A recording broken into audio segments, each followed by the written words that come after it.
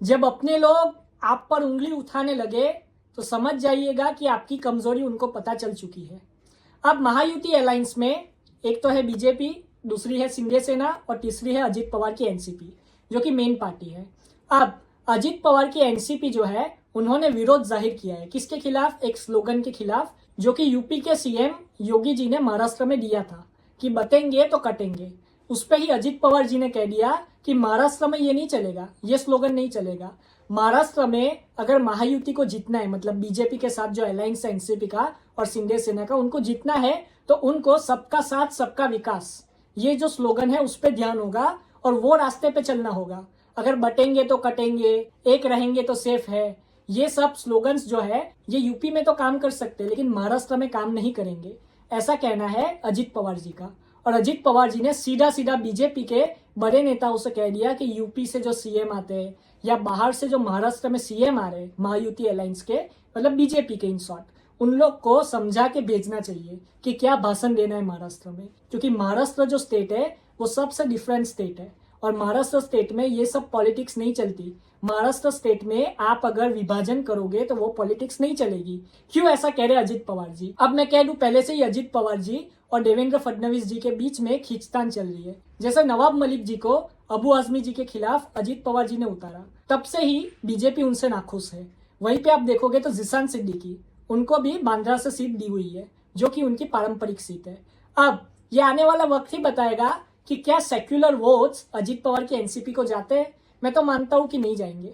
अजित पवार की एनसीपी के लिए वोट खींचना बहुत ही मुश्किल है, क्योंकि उनके सामने शरद पवार जी की एनसीपी है और शरद पवार जी की एनसीपी असली एनसीपी है। सिंबल लेने से पार्टी आपकी नहीं हो जाती, ये लोकसभा चुनाव में सबने देख लिया। जो घड़ी का सिंबल था एनसीपी का, वो अजित पवार गुट को मिल गया और शरद पवार जी को दूसरा सिंबल मिला। फिर भी अजित पवार जी की लोकसभा की एक सीट आई है सिर्फ, और शरद पवार जी की 8 सीटें आई है लोकसभा में। आप सोचिए कि सिंबल चेंज हो गया लेकिन लोगों ने फिर भी जो असली एनसीपी थी उसी को वोट किया। तो जनता को मूर्ख नहीं समझना चाहिए। सबसे ज्यादा इंटेलिजेंट राजनीति में अगर कोई होता है तो वो नेता नहीं होता, वो पब्लिक होती है।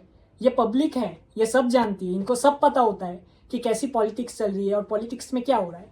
वहीं पे अगर आप देखोगे तो बीजेपी पहले अजित पवार जी को गालियां दे रही थी, लेकिन आज अजित पवार की एनसीपी के साथ उनका अलायंस है। अब ये आने वाला वक्त ही बताएगा कि अजित पवार की एनसीपी कितनी सीट खींच पाती है। और अजित पवार की एनसीपी अपने ही अलायंस के खिलाफ है। जब शिवाजी महाराज जी का स्टैचू भी गिरा था तब भी वो बीजेपी के खिलाफ आंदोलन कर रही थी शिवाजी महाराज के स्टैचू के सामने अजित पवार की एनसीपी।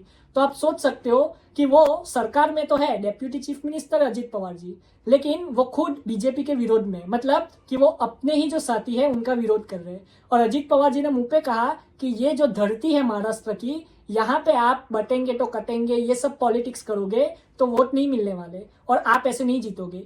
जो बीजेपी का स्लोगन है, जो मोदी जी का स्लोगन है, सबका साथ सबका विकास, अगर ये स्लोगन के साथ आगे बढ़ेंगे तभी लोग वोट करेंगे, वरना महाराष्ट्र के लोग बहुत ही होशियार है, महाराष्ट्र के लोग वोट नहीं करेंगे। और अजित पवार जी ने ऊपर से ये भी कह दिया कि ये महाराष्ट्र है, ये यूपी नहीं है कि आप बतेंगे तो कटेंगे बोलोगे तो यहाँ पे वोट मिल जाएंगे। अब यहाँ पे बीजेपी के लिए तो संकट ही संकट, क्योंकि बीजेपी की सरकार है उत्तर प्रदेश में और अभी हाल ही में लोकसभा चुनाव में यूपी में बीजेपी को बहुत सारी सीटें गंवानी पड़ी। उस पर अजित पवार जी का ये कमेंट कि ये यूपी नहीं है, ये महाराष्ट्र है।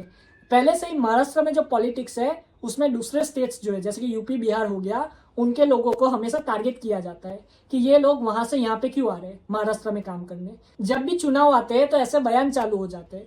इस पर हमको ज्यादा ध्यान नहीं देना चाहिए। एक चीज है जिसपे हमको ध्यान देना चाहिए कि कौन सा नेता बेरोजगारी की बात कर रहा है, कौन सा नेता महंगाई की बात कर रहा है, कौन सा नेता आपके बच्चों को अच्छी शिक्षा मिलेगी उसकी बात कर रहा है, कौन सा नेता अच्छे हेल्थ केयर की बात कर रहा है। इस पे ध्यान देना चाहिए। अगर आप सिर्फ भटकाने वाले बयान दोगे तो बहुत मुश्किल है आपका जीतना। हो सकता है 1-2 स्टेट आप जीत जाओ, लेकिन लोगों को पता चल जाता है कि कहाँ पे पॉलिटिशियंस ने डेवलपमेंट किया है और कहाँ पे वो करेंगे और कहाँ पे वो नहीं करेंगे। इसीलिए जो लोग होते हैं वो बहुत ही इंटेलिजेंट होते हैं। और महाराष्ट्र तो हमारा फाइनेंशियल कैपिटल है। वहां पे जो चुनाव आ रहा है 20 नवंबर को जब वोटिंग है, तब जब लोग वोट डालेंगे तो ये बहुत ही ऐतिहासिक होगा और बहुत ही दिलचस्प लड़ाई होगी पार्टियों के और अलायंस के बीच में। आप अपनी राय कमेंट में जरूर बताएं। जय हिंद।